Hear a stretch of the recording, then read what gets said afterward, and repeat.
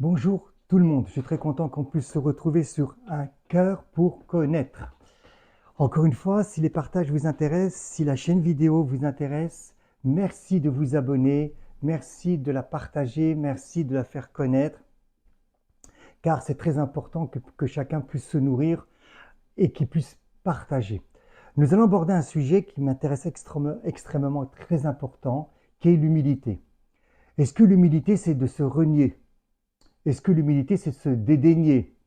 Est-ce que l'humilité, c'est ce que je peux entendre beaucoup, c'est pas moi qui agis, c'est Jésus qui fait. C'est Dieu qui fait, c'est pas moi, c'est Jésus. Nous allons voir ensemble ce que dit donc la Torah, que ce soit la Torah, ce qu'on appelle le Nouveau Testament, ou la Torah, ce qu'on appelle l'Ancien Testament. Comme ça nous donnera une vérité objective. Premièrement, dans le domaine spirituel, dans la vie, ce qu'on appelle surnaturel, on peut le comprendre, tout dépend de Dieu, tout dépend du divin, tout dépend de Elohim, tout dépend de Jésus. Ça, notre intelligence peut quand même au moins l'admettre. Mais est-ce que nous pouvons aussi admettre et comprendre que même dans le domaine de la vie naturelle, même dans le domaine des réussites naturelles, même dans le domaine des vertus naturelles, même dans les domaines des dons naturels, que tout vient de Dieu. Et là, ça devient un peu plus compliqué puisque nous sommes dans le naturel. Ainsi, la véritable humilité, pour moi, c'est aussi, et c'est très important, de reconnaître que tout ce que je possède comme qualité naturelle, comme vertu naturelle, comme possibilité naturelle, comme des dons, comme des charismes, comme des réalités spirituelles, tout vient du divin. Tout vient de Elohim. Même les charismes que je possède, même cette vie surnaturelle que je possède, c'est lui qui nous a fait participer à sa nature divine, nous dira Saint Pierre dans sa deuxième lettre. C'est pas moi-même, par moi-même, je ne peux pas participer à sa nature divine. Tout vient de lui. Le psaume dira quelque chose d'incroyable. Je prends un verset d'un psaume. À jamais ta parole se tient dans les cieux. Le ciel et les cieux, ça peut être aussi la réalité spirituelle. C'est le monde en entier. C'est-à-dire que si Dieu retire cette flux divin qui maintient, qui fait subsister la terre et le ciel, tout redevient néant avant la création du monde. De même, si le Créateur, si le divin, si Elohim retire tous les dons qu'il m'a donnés, les dons naturels comme les dons surnaturels, s'il retire cette parole, s'il retire ce flux divin qu'il me donne, tout va disparaître. Tout va s'évanouir comme si qu'il n'y avait rien. Comme si qu'il n'y avait rien.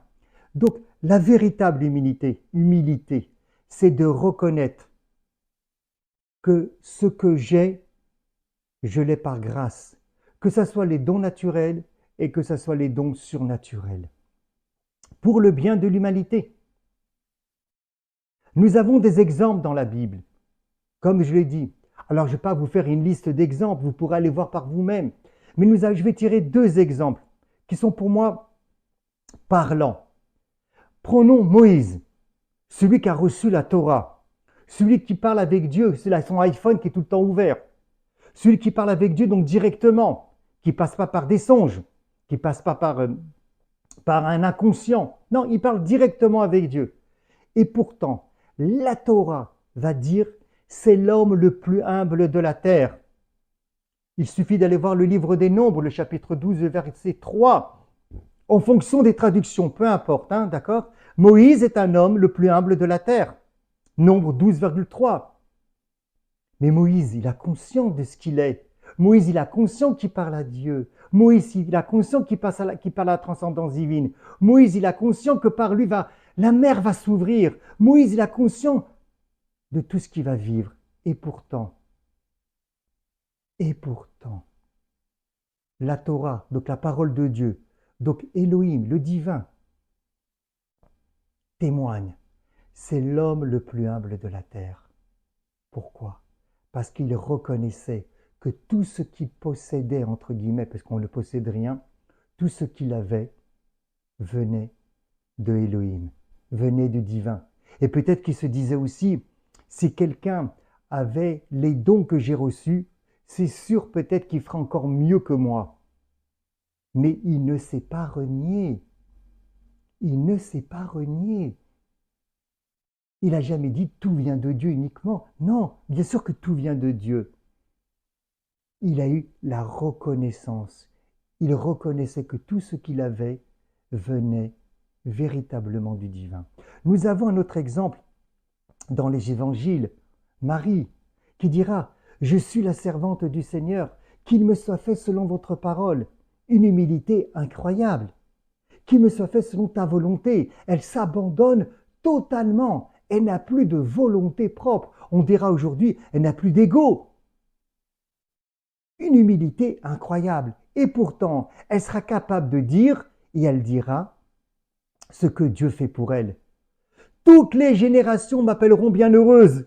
Alors on pourrait dire, il faut que tu te prends, d'accord? Toutes les générations me diront bienheureuse.